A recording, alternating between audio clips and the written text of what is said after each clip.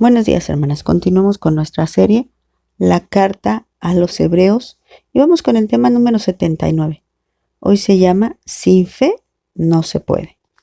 Nos quedamos en el versículo 6 y vamos a darle lectura. Dice así la palabra de Dios.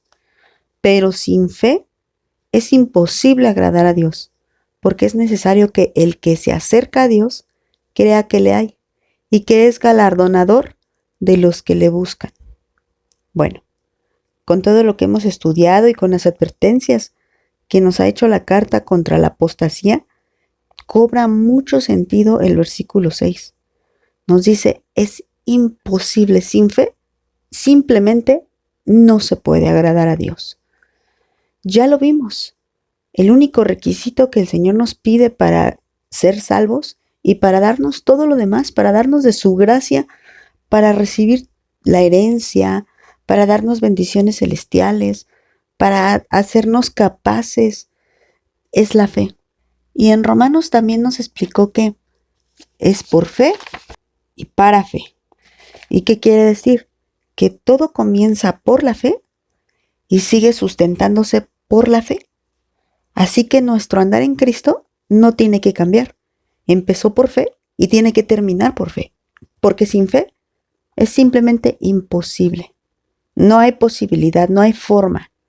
No hay alguna otra manera de poder acercarnos a Dios. Lo único que necesitamos es la fe. Mira lo que dice el libro de Juan, capítulo 3, versículo 18. Dice, el que en él cree no es condenado. Otra vez, solamente fe. Pero el que no cree ya ha sido condenado, porque no ha creído en el nombre del unigénito Hijo de Dios. Todo empezó por fe, y el requisito es la fe. La diferencia entre ser condenados o no ser condenados se basa en la fe. Y es que la fe es el principio de todo.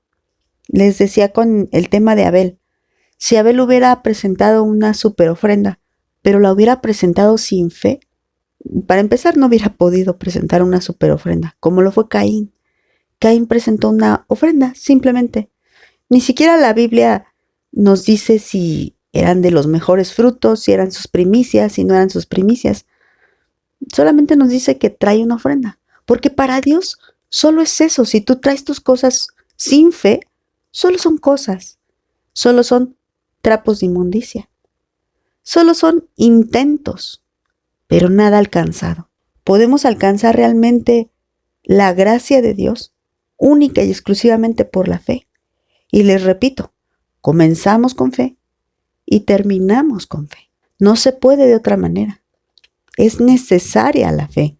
Así como dijimos también que la paciencia, en el penúltimo tema del capítulo 10, dijimos, la paciencia es necesaria. Y dijimos, la paciencia y la esperanza no se pueden separar. Y ya dijimos también que la fe es eso, la certeza de lo que se espera. Entonces, la fe es esperanza. La fe es que creo en Dios y estoy segura que lo que espero vendrá. Eso es tener fe. Y eso es indispensable, es necesario. Como nos dice, porque es necesario que el que se acerca a Dios crea que le hay. ¿Qué es lo que necesita el que se acerca a Dios? Creer. Entonces tan indispensable es la paciencia como indispensable es la fe.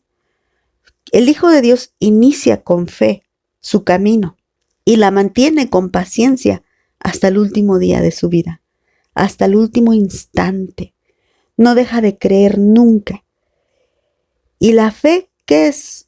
Pues estar segura de que Dios está conmigo. Estar segura de que el que comenzó en mí la obra la terminará. Estar segura de que mi salvación está en sus manos. Estar segura de su bondad. Estar segura de que hay unos tesoros en el cielo, que hay una herencia para los hijos de Dios. Estar segura de todo eso. Hablamos también de la seguridad en el presente y la seguridad en el futuro, porque nunca hablamos del pasado. Porque en el pasado yo no creía, pero en algún momento oí la palabra de Dios. Acuérdate que la fe viene por el oír. En algún momento oí la palabra de Dios y el Señor me ayudó a tener fe. Así que No tenía fe en el pasado, pero tengo fe en el presente y lo tengo en el futuro. Por eso es que la fe nos habla de lo que se cree ahorita y lo que se cree en el porvenir. Dice, la convicción de lo que se espera. Así que en Cristo yo empiezo por fe y termino por fe. Y aquí también nos vuelve a hablar tanto en el presente como en el futuro. Porque mira, dice, para empezar, sin fe no te puedes acercar a Dios.